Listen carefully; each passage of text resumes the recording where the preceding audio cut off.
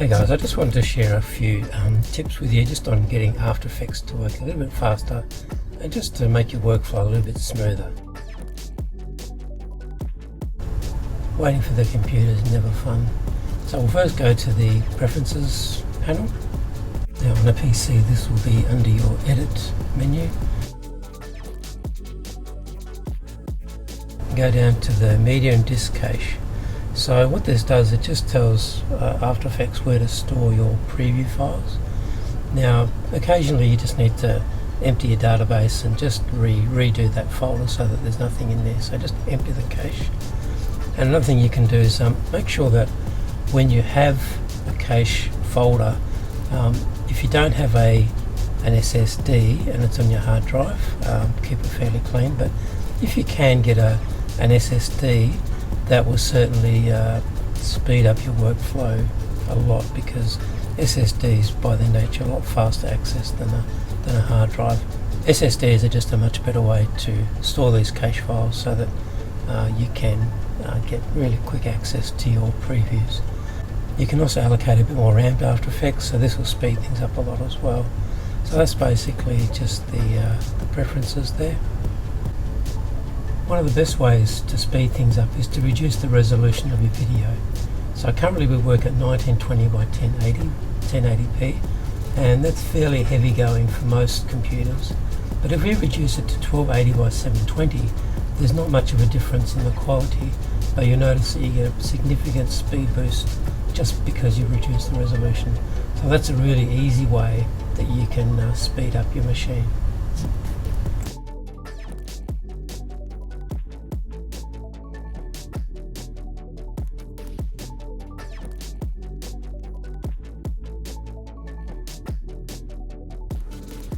Okay, so just in this example here, you can see that I've just put a filter on the top of this image, and at the moment I've got the resolution set to full. So if I just press the spacebar and just watch that green line there, you notice that's quite chunky, so it's going a bit slow there. Now if I go back over here and change this to a quarter, now you notice that the resolution doesn't look as great, but if I press the spacebar again, just watch the difference in the resolution. So you can see it's much faster, much more immediate. So if you're not needing all the detail, you can just do that, and then obviously it doesn't affect your final output, but you can just pick from one of these that is probably a bit more suitable. So that's not a bad representation of what you're seeing there. But if you need to have the full resolution, you notice that it's already rendered this part of it, so this green line here, so that works fine. But now you can see that it's still stepping through fairly slowly. If I was deciding to change the position of this lightning bolt, for example, I can just change it to somewhere else, and now it has to re-render that whole thing, so now it's going a lot slower. But if I do it in a lower resolution, you can see that now if I press play, so you can see that it's a lot faster. So that's just one little trick to help. It makes things a bit smoother. Okay, so another way that you can change the resolution is down here. There's a little button. There's like a screen redraw. So there's some other options here. Now at the moment it's set to adaptive resolution. So what that means is that when I'm scrubbing, you notice that the actual resolution of the image is quite low. So it's going through quite quickly. And then when I stop scrubbing, it then returns to the full resolution, because I've got this set to auto down here, so it's on full resolution. So it gives you the way that the image is sort of supposed to look. But while you're scrubbing, then the adaptive resolution just makes it quite pixelated, and that speeds it up as well. If you don't want to do that, you can actually set this to off and final. So now when you scrub, you notice that it's a lot slower, but it is rendering each frame as a full resolution image. But I tend to keep this on just adaptive resolution, just till I find that scrubbing through is fine in pixelated mode like this. There's a few other options you can look up.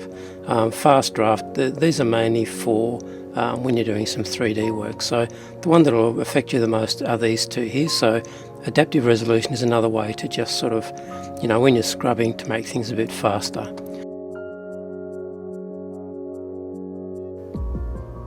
Okay, so I've just put a shape in here, and I've just animated it. I'll just take this back to full resolution, and you notice that it's quite slow in rendering. It takes a bit of time. So what we can do, down over here, you've got some switches along this banner across here. What we can do is that we have this this solo button here, this little dot here. So if we click on any of these and solo that, all we're seeing now is just that one layer. So we can actually say, well, we only want to see that layer, and so rendering is a lot faster. We don't have to worry about rendering all the other layers at the same time. So you can turn that one off, just turn on the background, and it just means that we can just view the layer that we're interested in. You can select multiple layers, so you could say, okay, I want the base and the star, and then not have the lightning. So now you can see that it still renders quite fast, because the lightning's fairly processor intensive, and you just turn those off, and then you're back to the full version. Now you'll find that sometimes as you're working through your layers, they'll get really complex, like there'll be lots and lots of layers. So you notice I've got this little thing, this shy button here. So if I click on that, you notice that there are other layers here that I'm not using. So you can just click on this little switch here, and you can actually make these shy. So if I just turn that back on, obviously there's nothing that I've selected, so you just hide those like that. Okay, so then we can make all those objects shy, so we can just hide those, and what that does, it just cleans up our work area a bit so we can see what we're doing.